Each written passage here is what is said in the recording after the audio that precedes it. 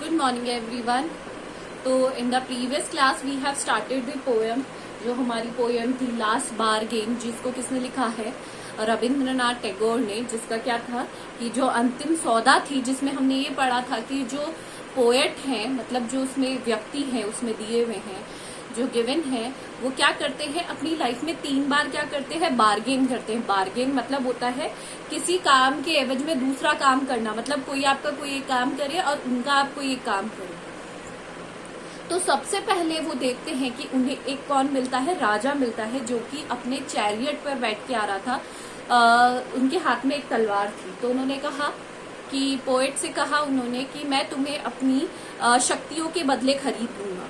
But जो उनकी जो शक्तियां थी वो इतनी पावरफुल नहीं थी कि उसके से उनसे मतलब उस शक्तियों से जो राजा है वो उसकी क्या खरीद सके, उनका काम खरीद सके, उन्हें हायर कर सके। फिर वो थोड़ा आगे बढ़ते हैं तो उन्हें एक ऐसा व्यक्ति मिलता है जिसके हाथ में बैग होता है और उसमें बहुत सारा सोना होता है, और वो कहता है कि जैसे सोने से सब कुछ खरीदा जा सकता है पैसे से, वैसे ही मैं तुम्हें भी खरीद लूंगा, तुम्हारी जो सर्विसेज हैं तुम्हारी उन्हें खरीद लूंगा। बट बाद में वो जो व्यक्ति है वो ये कहता है कि नहीं, मेरा पैसा तुम्हारे किसी काम का नहीं है, मैं इन पैसों से तुम्हें नहीं खरीद सकता हूँ। तो ये हमने इस पोइट में पढ़ लिया था, पोयम में। आज हम इसको आगे कंटिन्यू करेंगे।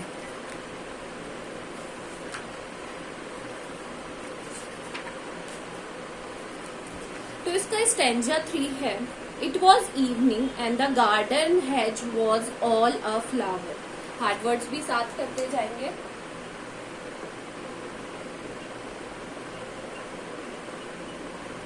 पहला है हेज, दूसरा है अ फ्लावर।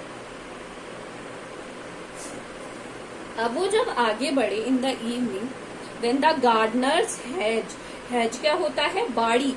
हेज क्या होता है? बाड़ी। आपने देखा होगा जहाँ पे बहुत सारे छोटे छोटे पौधे उगे हुए होते हैं या अलग प्रकार के कांटे होते हैं, वहां पर उसे कहा जाता है, उसे क्या कहते हैं? बाड़ी कहा जाता है।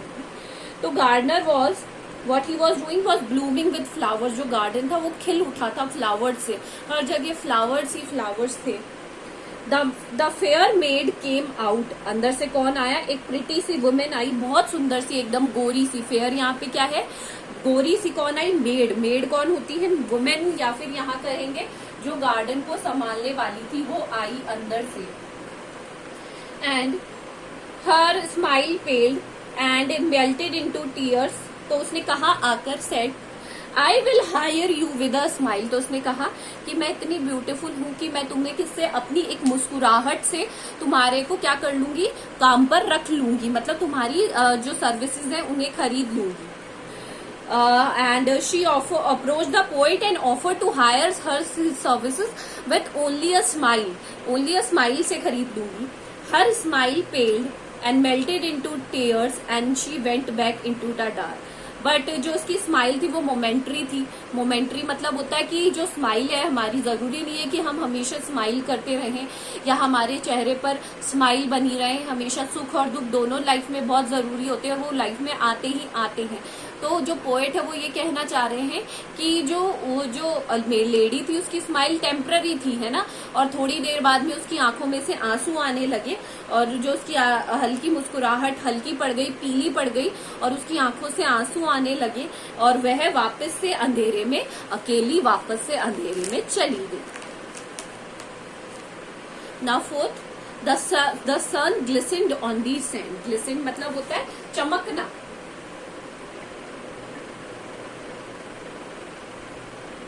ग्लिसन्ड मतलब होता है चमकना। तो सन ब्राइटली, सन जो सैंड थी वो सन के उससे जो सूर्य गिर रहा था रेत पर, उससे वो बहुत सुंदर तरीके से क्या हो रहा था? चमक रही थी। एंड सी वेव्स सेट और सी वेव्स ब्रोक वेवर्डली। वेवर्डली का मतलब होता है ऊपर नीचे। वेवर्डली का मतलब क्या होता है? ऊपर नीचे। और जो समुद्र की लहरें हैं वो आगे पीछे बार बार ऊपर नीचे जा आ रही थी। A child sat playing with shell, और वहां पर देयर वॉज एक छोटा सा बच्चा बैठा हुआ था जो कि शेल से खेल रहा था। शेल क्या होता है? सीप। जो सीप होते सीपिया, उनसे खेल रहा था।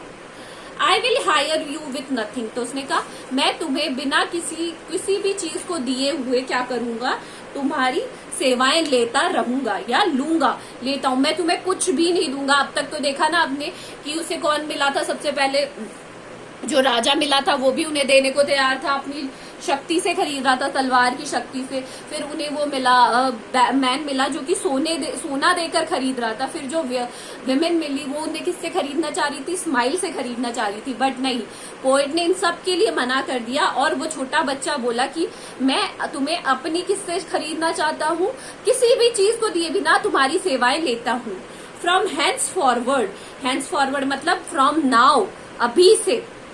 The bargain stuck in child's play made me a free man, और उसी क्षण जो बच्चे का जो खेल ने मुझे उस सौदे से क्या कर दिया, आजाद कर दिया, आजाद व्यक्ति बना दिया। मतलब मुझे ऐसा फील हुआ कि आज तक मैंने ऐसा कोई सौदा कभी नहीं किया है जिसके कारण क्या हो, मुझे नुकसान हो या फायदा हो, पर पहली बार ये मैंने ऐसा एक सौदा किया है जिसके कारण सिर्फ फायदा किसे हो रहा है, मुझे हो रहा है। मैं फ्री हो चुका हूं। मैं लोगों की ये जो क्या बोलेंगे इसको, लोगों की जो पकड़ है या लोगों का ये जो जेलसी है दूसरे लोगों को लेकर, इतनी सारी चीजें हैं, इन सब से मैं क्या हो चुका हूं, आजाद हो चुका हूं। तो यही था कि लोगों को क्या करनी चाहिए। The moral of the poem is that we should not bound our self with the relation. हमें किसी चीज से कि हमें कोई पैसा दे इसलिए हमें किसी का काम करना चाहिए, या फिर ये सब नहीं होना चाहिए। We have to be selfless. कैसा होना चाहिए, हमें सेल्फलेस होना चाहिए। तो हमारी पोएम कंप्लीट हो गई है। आप इसके हार्ड वर्ड्स कर लीजिएगा मीनिंग के साथ and do the question answers. Thank you.